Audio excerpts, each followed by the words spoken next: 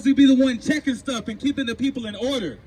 He said, I made you a watchman to the children of Israel. Give them warning from me.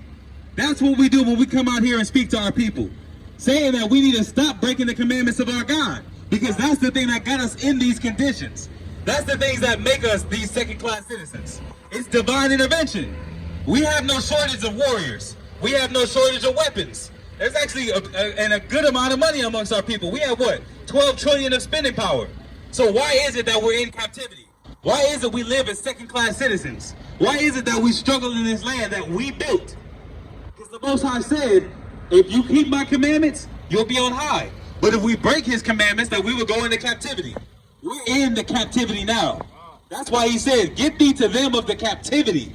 Go to them that are living in those impoverished conditions. Go to them that are living as second-class citizens. Go to them that are misprivileged, underprivileged, and misfortuned.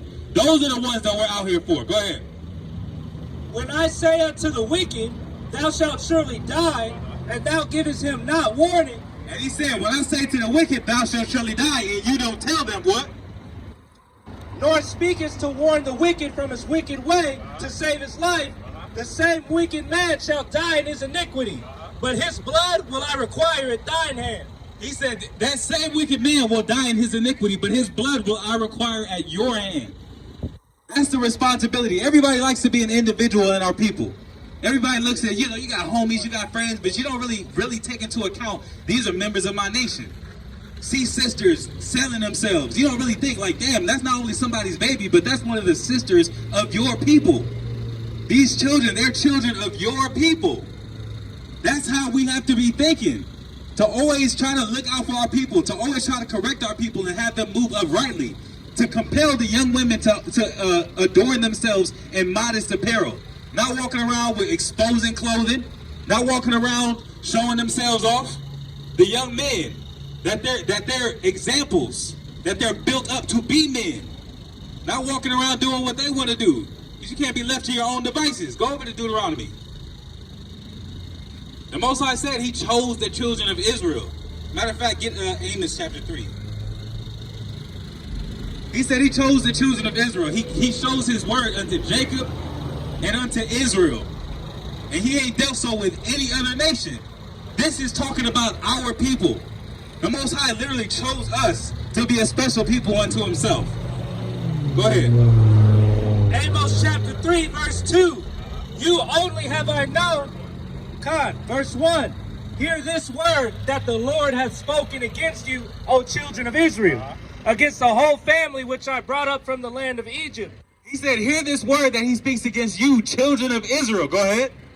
You only have I known among all the families of the earth. So the first thing he said is that he claimed the children of Israel, saying, you're the only ones that I have known. Go ahead. Therefore I will punish you for all your iniquity.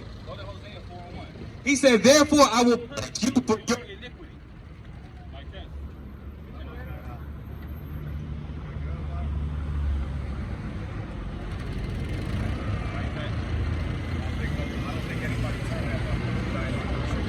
Mic check. Khan, all praises. He said, I will punish you for your iniquities. We see that the white man has colonialized the entire earth. Do you feel like they see judgment for their ways? The human trafficking, the wickedness that's taught, the things that they get away with, the murders that they commit on camera that go to corrupt juries. Are they being judged for their iniquities? Not yet, but there will be a judgment. But then you see our people in the conditions that we're living in, we're clearly facing judgment. We're facing the Lord's words. We're facing those judgments that the Most High set forth. Go to Hosea 4:1. Go ahead. Hear the word of the Lord, ye children of Israel. And when you read the scriptures, the Most High always said, ye children of Israel. He was always speaking to the children of Israel. Go ahead. For the Lord hath the controversy with the inhabitants of the land, because there is no truth, nor mercy, nor knowledge of God in the land. He said, I have a problem. This is what the Most High said. I have a problem with the inhabitants of the land because there's no truth, no mercy. He said, you're not living righteously. You're not keeping the law. The Most High said, I got a problem with that. America has given us this ideology that we can do whatever we want. The scriptures say you're bought with a price. America has given us this ideology that whatever we want, we can do. And if anybody's getting in the way of that, they got bad vibes. Oh, don't be afraid to protect your energy. People be doing all kinds of wickedness, raising their boys up to be girls and vice versa, and yet they're like, well, I can do what I want. You're part of the problem. You're destroying the nation. You're destroying the men and women, the future men and women of our nation, because you want to do what you want to do. We're a collective. Everybody hates that. We get into school and we get shown those principles early on and forget those things.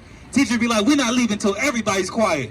And it'll be that one kid messing it up for everybody. And we all got to suffer. That principle is exactly what we see in the scriptures. Now, if you have a few that are doing wrong, they get held accountable and they get that space. But we all either fail together or succeed together. That's how the children of Israel either rise or fall together. Go ahead. By swearing and lying and killing and stealing. He said by swearing and lying, killing and stealing. Go ahead. And committing adultery, they break out and blood touches blood. He said basically the children of Israel is running wild. Blood touches blood. Basically saying that, man, it's all kinds of wickedness that's being committed amongst our people. But go ahead. Therefore shall the land mourn, and everyone that dwelleth therein shall languish, with the beasts of the field and with the fowls of heaven. And he said it's going to be that much harder because our people aren't really living righteously. The conditions or the places that we're most uncomfortable oftentimes is with our own people. We got to look over our shoulders. We got to make sure there ain't nobody plotting. You got to